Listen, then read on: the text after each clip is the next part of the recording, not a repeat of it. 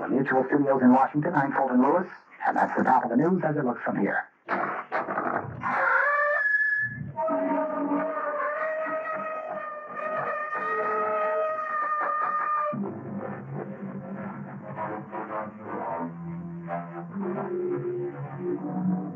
Come in. Welcome. I'm E.G. Marshall. Welcome to the sound of suspense, to the fear you can hear. For the next 52 minutes, I'll be your companion on a journey to a place in the past. It used to be that only the mystics believed you could go back, relive your life.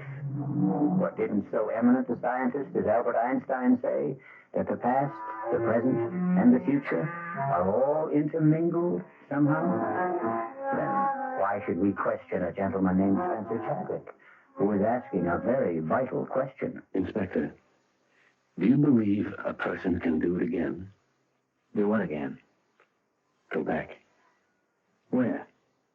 To that point in his life where it went wrong, it turned sour, and correct it. No. No, I don't believe it's possible. Well, I'm doing it, Inspector. I'm doing it. I'm changing it. I've gone back. Inspector, I've gone back.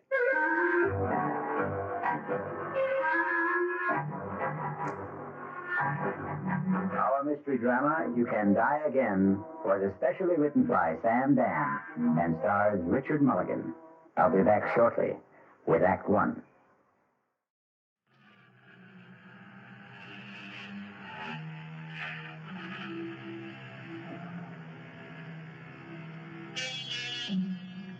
Do you believe in reincarnation? Do you believe the dead return? We have to believe it, because here we are, the reincarnation of radio drama. We hope you'll keep us alive. Hey friends, if you're enjoying Mystery Theater, if you're liking Mystery Theater, if you're loving Mystery Theater, and want to access ad-free, full-length episodes instead of the multi-part version you're hearing now, you can subscribe to mysterytheater.substack.com. Again, that's mysterytheater.substack.com. You'll help keep us alive.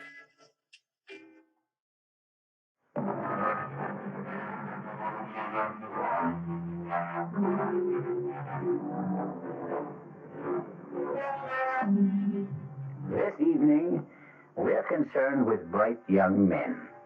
That is, those who began as bright young men, like Spencer Chadwick. Bright young Spencer Chadwick married his boss's daughter, but that was 23 years ago. And today, young Spencer has arrived at comfortable middle age. This morning, he will pick up his phone and dial the private number of a highly placed friend.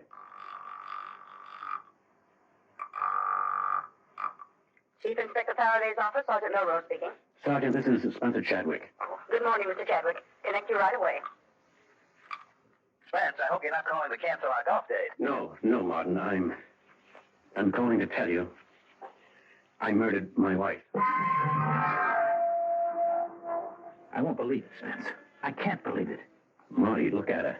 She's dead. I see she's dead, but I won't believe you killed her. She's been stabbed, Inspector. Yes, Sergeant, yes. And that's the knife, Marty. Now, Spencer, You'll surely find my fingerprints on it. what's that bruise on your head? We had a fight. She hit me with the candlestick. Inspector, a glass door here leads to a terrace. It's been broken. Spence, an intruder, a thief. Did he slug you and kill Margaret? No, I killed Margaret. But that broken door. She tried to get away. I dragged her back into the room. Whose place is this? Mine. I didn't know you had an apartment downtown. I've been staying with a girl. Spence, you're talking to me, your closest friend, Marty Faraday. Excuse me, Inspector. Shall I start the routine? Yes, of course, Sergeant. Are you going to arrest me, Marty? I have to. I'm ready to go now. But I'm not ready to go. Look, I can't believe what you're telling me. I can't even believe you were cheating on Margaret. How can I believe you killed her? You've been a policeman for 25 years, Marty. Do you still have illusions, faith, ideals? If I do, it was because of people like you and Margaret. I'm sorry, Marty. Look, Spence, is this the way it happened? You were having an affair. Margaret found out about it. She came here, confronted you. One thing led to another, and you killed her. Now, is that the story? Yes. Yeah, that's it. Well, where's the girl? I suppose she's dead, too. You suppose? Yes. Yes, we can say she's dead. Well, how did she die? I killed her. What? When? Oh, a long time ago. A long time? Spencer, you're not making any sense.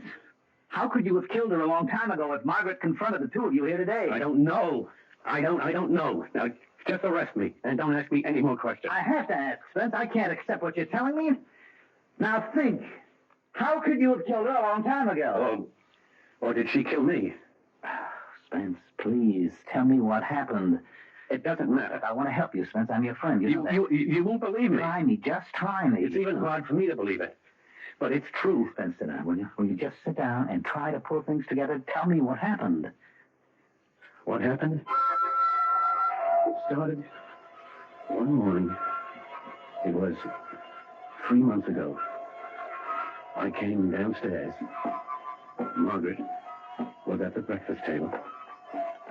Morning, darling. Coffee? Thanks. Yes. Any mail, Margaret? Nothing worth delaying breakfast. Card from my brother.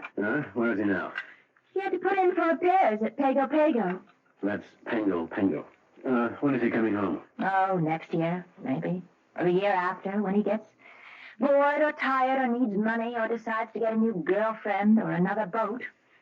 And he's 38 years old. And he'll never get anywhere. Don't say that. It seems to me he goes everywhere. Oh, his life and yours, darling, a study in opposites. You were born poor and you wound up rich. He was born rich, wound up poor. Dinner tonight with the Satterfields. What for? What for? Oh, my God. I practiced for almost 5 minutes before you came down, tossing off what I just said in an offhand, casual way. Dinner with the Satterfields. This is the coup of the century. A dinner party at the home of Senator Satterfield. Ask me how I did it. Why do we want to have dinner with Senator Satterfield? Spence, you asked me to arrange for the invitation. I disagree completely with the man's principle. Oh, we understand all that, but you're the one who decided to give politics a whirl. When did I decide to do that? Well, they say the sign of a really solid marriage is if the wife can accept jokes at breakfast. Shall I remind you of that Chinese or Indian saying that you've been spouting lately? A man spends his first 20 years living for himself, his next 20 living for his family, and his next 20 living for his country. It was you who decided. Dinner's at 7:30, black tie. So be home early. Spence? You're not listening. Darling. Why are you looking at me like that? Is there something wrong? Who are you? What did you say? I said, who are you? Tell me. Spencer. What are you doing here? Now look, darling, if this is Oh, no. What am I doing here? if this is a joke, it's not in the best of taste. Well, I'm afraid I don't know where I am. Or who you are. Do you know who you are? Yes, I think I know who I am. I'm Spencer Chadwick. All right, now listen. Sit quietly for just a minute. I'm going to call Dr. Bird. Please, I don't want to put you to any trouble. Don't get up, Spencer. Please, don't get... Where are you going? Home. This is your home, Spencer. Please, don't be alarmed, please. I hope I haven't frightened you. I'll leave this minute.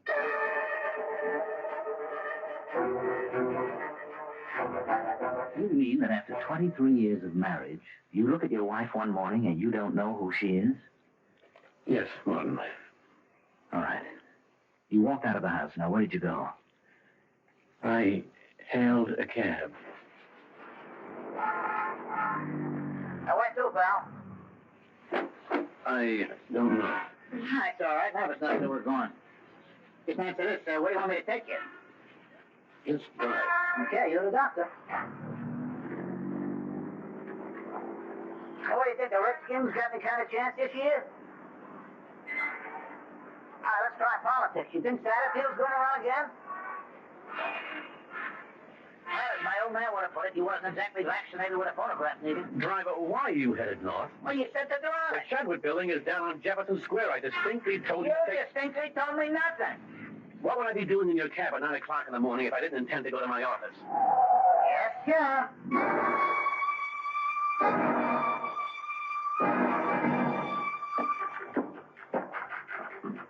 Good morning, Ruth. Oh, good morning, Mr. Chadwick.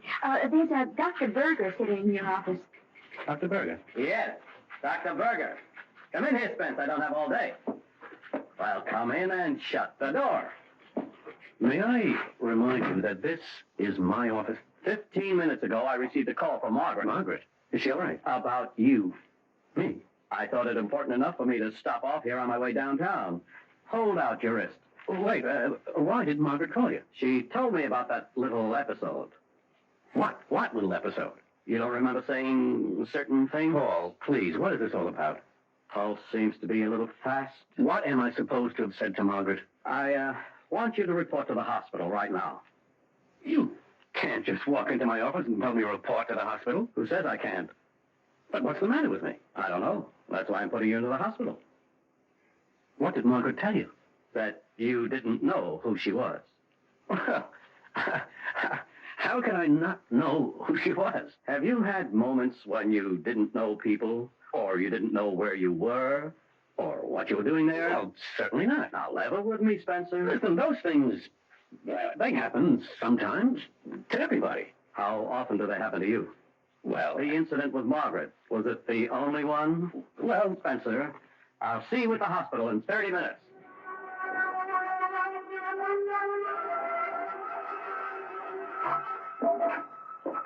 Well, you did it. You're here, Spence.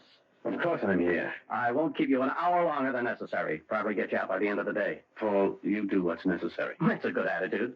Most of you high-powered business types are so self-important. Don't start to lecture me. I'm here. I agree I need some help. Now what's holding us up? I am. I'm talking to you when I should be arranging for tests. Now, you just relax. Listen to some music, read, take a nap. I'll see you.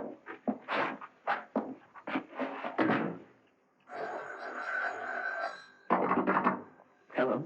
Spencer? Peggy? Is everything all right, Spence? Peggy, where are you? I'm at the apartment. Where else would I be? Tell me, are you all right? Oh, yes. Oh, yes. I'm certainly all right now. Oh, Peggy, I almost lost you. How could you lose me? It could happen. How? Dr. Berger, he could make it happen. But not now, not anymore. Do you know why? Why, Spence? You called me just in time. You warned me just in time. And I'm getting out of here this minute.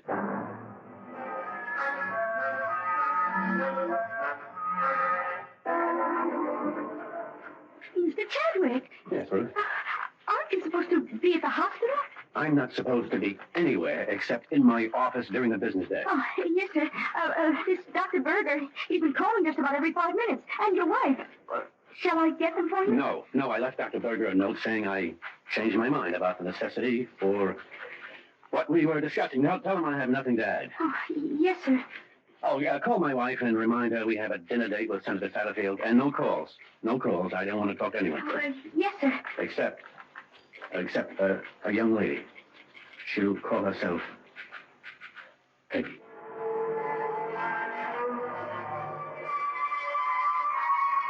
Well, for 23 years, you hum the same tune, and then, suddenly, one morning, you hear the music of a different drummer. A drummer named Peggy. Or is she a piper named Peggy, who will have to be paid?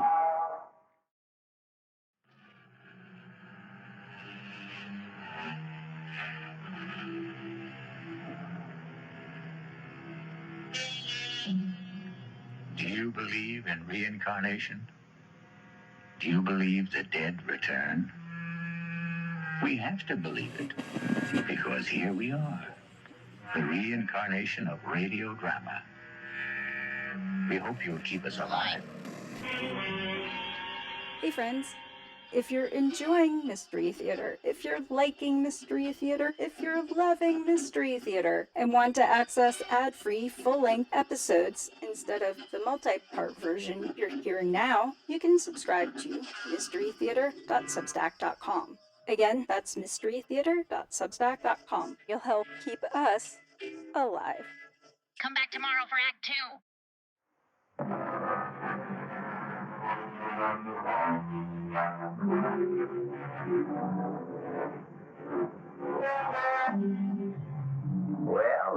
jury's still out. Oh, not on Spencer Chadwick. With him, it was open and shut. But on the basic idea, can you go back? Can you do it again? Well, to end on a non-controversial note, here is something everybody can do again. Tune in again for more suspense and excitement. Our cast included Richard Mulligan, Mandel Kramer, Marion Seldes, Bryna Rayburn, and Gil Mack. The entire production was under the direction of Hyman Brown. Now, a preview of our next tale. You know what I'm going to do, Laurie? I am going to turn this car right around and head back to the city. Oh, no, George. Please don't. What's that? You hear something like singing? Let me open the window. It's a woman singing that old nursery rhyme. We all fall down. Oh, what's that snapping sound? It sounds like a piece of leather. It sounds like a whip. George, what are you doing? I'm getting out. No, don't leave me, George. I'm coming with you. Wait. Okay, but stay close to me. This is E.G. Marshall inviting you to return to our Mystery Theater for another adventure in the macabre. Until next time, pleasant dreams.